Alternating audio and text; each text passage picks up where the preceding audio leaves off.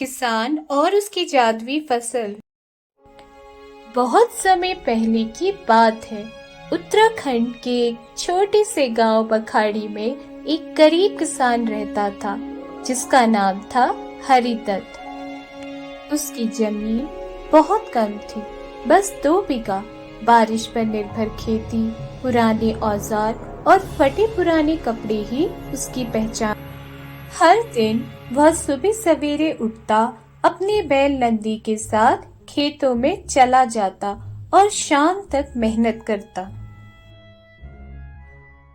उसकी पत्नी गौरी और एक छोटी सी बेटी गुड़िया ही उसका परिवार थी। तीनों दिन भर 2 वक्त की रोटी के लिए संघर्ष करते थे। गांव के बड़े किसान उसकी हालत देखकर अक्सर ताना मारते थे, पर हरिदत्त चुपचाप मुस्कुरा देता था। एक साल गांव में भयंकर सूखा पड़ा। नहरें सूख गई, कुएं खाली हो गए और खेत बंजर हो गए। हरिदत्त की फसलें जल गई और उसके पास बीज खरीदने तक के पैसे नहीं बचे। गौरी ने तो यहाँ तक कह दिया, अब कुछ कर न सके तो हमें गांव छोड़ना पड़ेगा। एक दिन बेहद हताश होकर हरिदत्त पास के जंगल की ओर निकल गया। उसका इरादा था कि किसी नदी या झरने की तलाश करे जिससे खेतों को पानी मिल सके। चलते चलते वो काफी दूर निकल गया। तभी उसने पेड़ के नीचे बैठी एक बूढ़ी औरत को देखा। वह कांप रही थी और उसके पास खाने को कुछ नहीं था।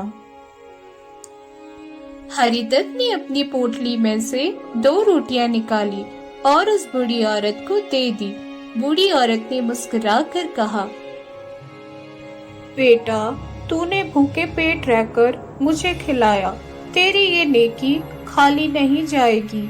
ये लो, ये कुछ बीज है, इन्हें अपने खेत में बो देना, पर याद रखना इन बीजों को बोते समय कोई लालच ना लाना। हरिदत्त ने उन सुनहरे बीजों को देखा और वह चकित था। अगले ही दिन हरिदत्त ने अपनी बंजर जमीन को फिर से खोदा और उन सुनहरे बीजों को पूरे विश्वास के साथ बो दिया। उसने बड़े प्यार और धैर्य के साथ उनकी देखभाल की। कुछ ही दिनों में बीजों से नन्ही नन्ही हरी पत्तियां निकल आई। गांव वाले हैरान थे कि जहां बाकी खेत सूखे पड़े थे, वहां हरिदत्त का खेत हरियाली से भरता जा रहा था। 15 दिन के भीतर पौधे 3 फीट ऊंचे हो गए और 30 दिन में उनमें फल लगाए, अनोखे फल जो सोने की तरह चमकते थे। उसने एक फल शहर के बाजार में बेचा तो उसे पूरे 50,000 मिले। धीरे धीरे हरिदत्त के हालात सुधरने लगे। उसने अपना कर्ज चुकाया, घर की मरम्मत कराई और गुड़िया को स्कूल भेजना शुरू किया। लेकिन गांव के एक लालची जमींदार ठाकुर दयानंद को ये सब खटकने लगा। उसने एक रात अपने नौकरों को भेजा और हरिदत्त के खेत से कुछ बीज चुरा लिए। उसने अपने खेत में वही बीज बोए, लेकिन कुछ नहीं उगा, बल्कि जमीन और ज्यादा बंजर हो गई। ठाकुर का चेहरा गुस्से से लाल हो गया। उसने पंचायत में शिकायत कर दी। पंचायत बैठी।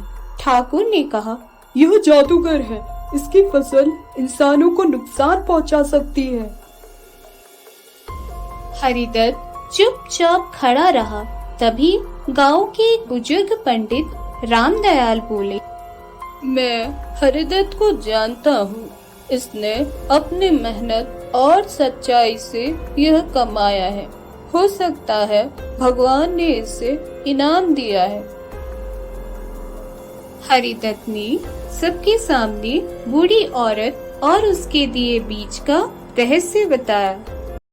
हरिदत्त अब बूढ़ा हो चला था, लेकिन जब वह अपने खेत की हरियाली देखता तो उसकी आंखें चमक जाती। बूढ़ी औरत कभी दोबारा नहीं दिखी, लेकिन हरिदत्त उसे हमेशा याद करता रहा।